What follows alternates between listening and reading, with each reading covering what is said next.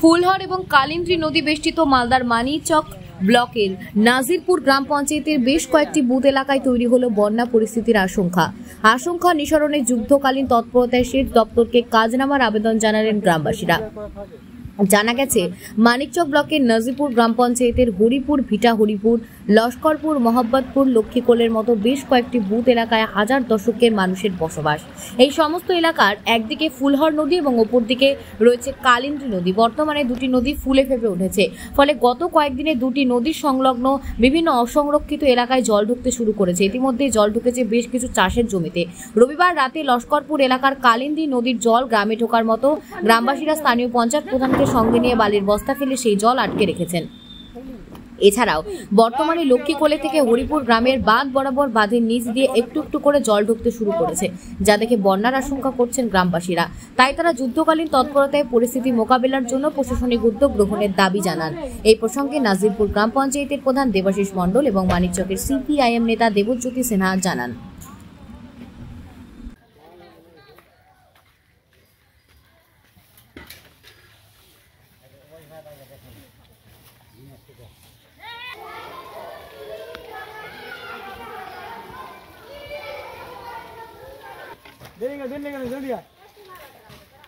तो काज चलছে তো ওপারে বলছে কে লিয়েছে এটা বলে যে हमसे घर पर निकल गया बाबू কি বল যাবে পারি আপনি যে খুব অসুবিধা থাকে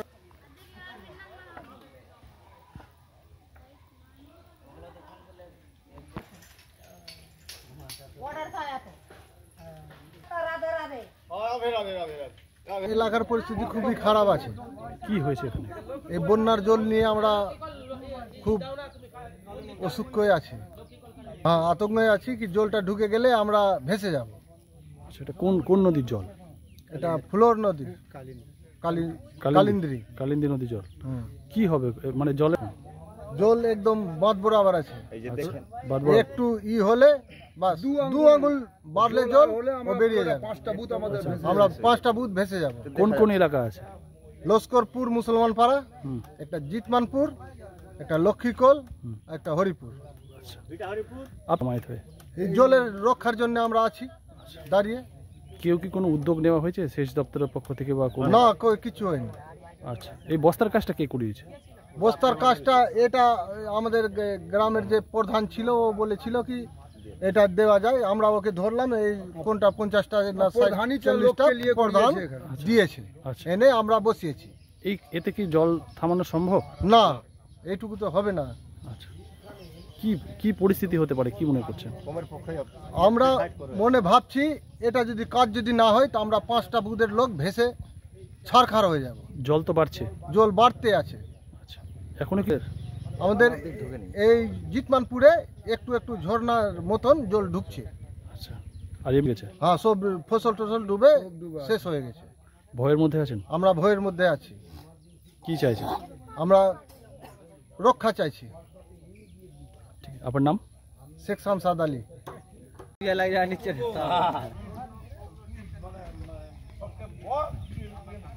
বলেছি রাতে আমি থেকে এটা করিয়েছি না হলো রে বুদেন যারা আচ্ছা পোস্ট দেতা है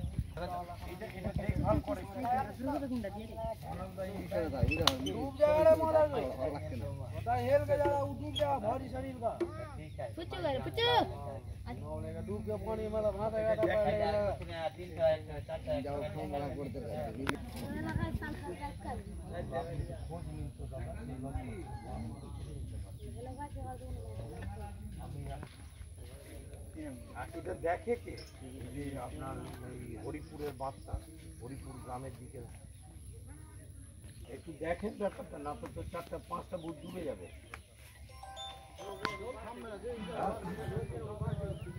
অবস্থাটা খুবই খারাপ আছে।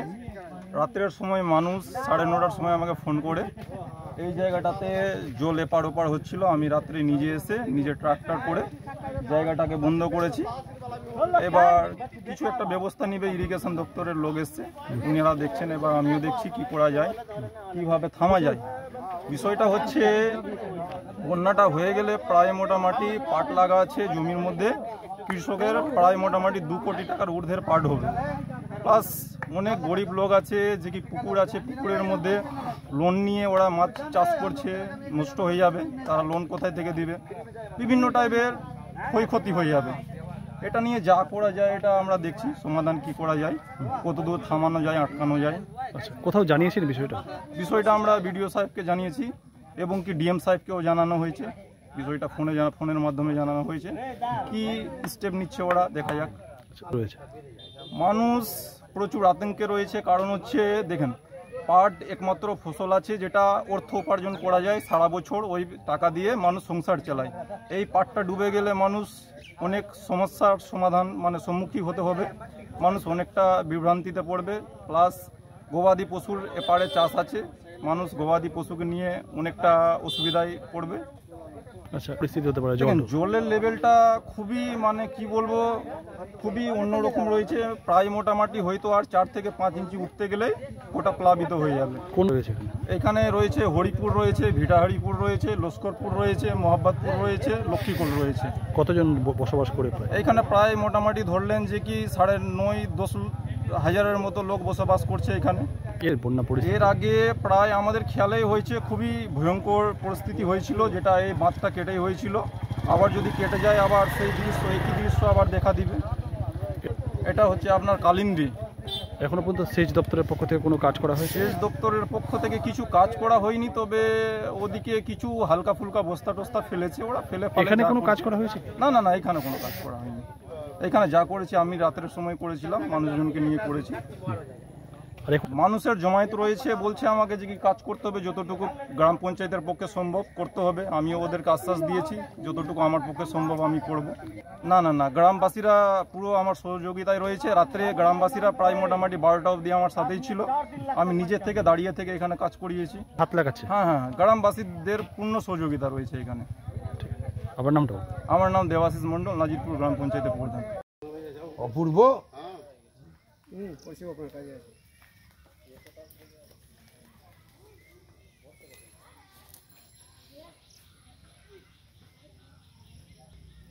এটা দিয়ে বেরোচ্ছে না, আর কোথাও আছে? এটাই হ্যালো, বলছি যে আমরা যাচ্ছি। কিরকম পরিস্থিতি রয়েছে এলাকার? বলছি গতকাল রাত্রে হঠাৎ করে বিভিন্ন সূত্র মারফত খবর পাই যে আমার নিজেরও এটা গ্রাম পঞ্চায়েত, আমার বাড়ি এই গ্রাম পঞ্চায়েতে, এখানে প্রধান সাহেবও আছেন, হচ্ছে যে হরিপুর, লক্ষ্মীকল, লস্করপুর, জিতমানপুর আর একটা রতুয়ার আটগামা বুথ আছে বাহারাল গ্রাম পঞ্চায়েতে। এই 5টা বুথ চারিদিকে হচ্ছে ফুলহর আর কালিন্দী নদী বেষ্টিত। জল যেভাবে বাড়ছে, গঙ্গার জল বাড়ছে, ফুলহরের জল বাড়ছে, এদিকে কালিন্দী ফুলহরের সাথে লিঙ্কড হয়ে আছে মহানন্দায়, তাতে জল বাড়ছে। জল যেভাবে বাড়ছে, বিশেষ করে যে এলাকায় দাঁড়িয়ে আছে সেটা লক্ষ্মীকল কালী মন্দির থেকে হরিপুর গ্রাম, এইখানে বাঁধ একবারে বরাবর জল হয়ে গেছে। আর যদি 4-5 ইঞ্চি জল বাড়ে তাহলে 5টা বুথের 10,000 লোক বিপর্যস্ত হবে বন্যায়। আমার মনে পড়ছে খুব সম্ভবত 98 সালে এই গ্রাম পঞ্চায়েতের আমি বিরোধী দলনেতা ছিলাম, তখন বন্যা হয়েছিল। এই কিন্তু দীর্ঘ 27 বছর ধরে বন্যা হয়নি। আসলে এগুলো হচ্ছে কেন? এগুলো হচ্ছে সেচ দপ্তর এই বাঁধগুলো রক্ষণাবেক্ষণ করে না, দেখভাল নাই। ওই যে ওখানে দেখে এলাম প্রাক্তন প্রধান প্রয়াত কেদার কর্মকারের বাড়ির ওখানে ইঁদুর ছিদ্র করেছে, ওই দিয়ে জল বেরোচ্ছে। ফলে এখান থেকেই আমি বিডিও সাহেবকে ফোন করলাম, বিডিও সাহেব বলল সেচ দপ্তর ছাড়া পারবো না। আমি যা জানানোর জেলায় জানিয়ে দিয়েছি। আমি ডিএম সাহেবকে ফোন করলাম, ডিএম সাহেব আমাকে বললো আপনি হোয়াটসঅ্যাপে ইমিডিয়েট লিখে পাঠান। আমি সঙ্গে সঙ্গে লিখে পাঠিয়েছি এবং হচ্ছে যে আমি অভিষেক বাবু সেচ ইঞ্জিনিয়ারের সাথেও কথা বললাম। বক্তব্য পরিষ্কার, আজকে এখনই ইরিগেশনের ইঞ্জিনিয়াররা আসুন এবং এখনই গ্রামবাসীরা সহযোগিতা করতে রাজি। প্রধান সাহেবও আছেন, মেম্বাররাও আছেন, সে বিভিন্ন দলের থাকতে পারেন, আপত্তি নাই, কিন্তু লস্করপুর এবং জিতমানপুর এই যে সামগ্রিক 5টা বুথ আছে, মানুষকে বাঁচানো সম্ভব নাহলে 10,000 লোক বিপর্যস্ত হয়ে যাবেন। আর আজকে যদি কাজ না হয় কালকে থেকে কিন্তু গ্রামে জল ঢুকবে, যেটাকে ওভার টপিং বলে।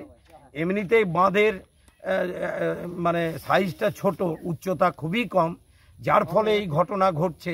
এবং ইরিগেশন ডিপার্টমেন্টটা হচ্ছে একটা বাস্তু ঘুঘুর বাসা। সেচ মন্ত্রী মালদায় আছেন, উনি শুধু কাটমানি খাওয়ার জন্য ব্যস্ত, আর কিছু নাই। রাজ্য কেন্দ্র যে একটা সামঞ্জস্য করে কাজকর্ম করবে, সেই কাজকর্মের জায়গা কিন্তু নাই। অভিযোগ তো কেন্দ্রের সরকারের বিরুদ্ধেও আছে। এই যে আমরা আজকে বিকেলবেলা আমাদের পার্টির নেতা সুমিত দে সহ সবাই আমরা যাচ্ছি, সেখানে হচ্ছে ওই পশ্চিম রতনপুরে যে বিনটোলা আছে, সেই বিনপাড়ার ওখানে মাত্র 10 মিটার দূরত্ব আছে। জল যদি বাড়ে তাহলে ভূতনিও ডুববে, আর ভূতনি যদি ডুবে সাবিত্রী মিত্রকে ডোবানো হবে। এটা জেনে রাখুন। ইরিগেশনের ইঞ্জিনিয়ার যারা এই সব কোটি কোটি টাকা ওখানে আত্মসাৎ করছেন তাদেরকে ডুবানো হবে। মানুষ চাইছেন বিকল্প জমি চাই। এই কোটি কোটি টাকা, 70 কোটি, 80 কোটি, 400 কোটি, এই কোটি কোটি টাকা দিয়ে বিকল্প জমি কিনে দেয়া হোক। বামপন্থ সরকার যখন ছিল, বুদ্ধদেব ভট্টাচার্য মুখ্যমন্ত্রী ছিলেন, প্রয়াত জ্যোতি বসু মুখ্যমন্ত্রী ছিলেন, এই বাঁধগুলো রক্ষণাবেক্ষণ করা হতো এবং বিকল্প জমি দেয়া হতো, নিজ ভূমি নিজ গৃহ প্রকল্পে 4 শতক করে জায়গা। মানুষের ডিমান্ড হচ্ছে যে 4 শতক করে জায়গা কিনে দিতে হবে। 2200 বিঘা জমি আছে ফারাক্কা ব্যারেজের ওখানে, কেন পারদেওনাপুর শোভাপুরের মানুষদেরকে হচ্ছে বিকল্প জমি দেয়া হচ্ছে না? নূরপুরে জায়গা আছে ওই কেন্দ্রীয় সরকারের, কেন নূরপুরের ওই CISF এর ক্যাম্পের পাশের জায়গাতে ভাঙন পীড়িত মানুষদের বসানো হচ্ছে না? সুতরাং লাল ঝান্ডা বরাবরই এই বন্যা পীড়িত মানুষদের পাশে থেকেছে। আমরা বলছি যে দ্রুত কাজ শুরু হোক এবং লস্করপুর জিতপানপুরের মানুষকে এই বন্যা থেকে বাঁচানো হোক, এটাই আমাদের আবেদন।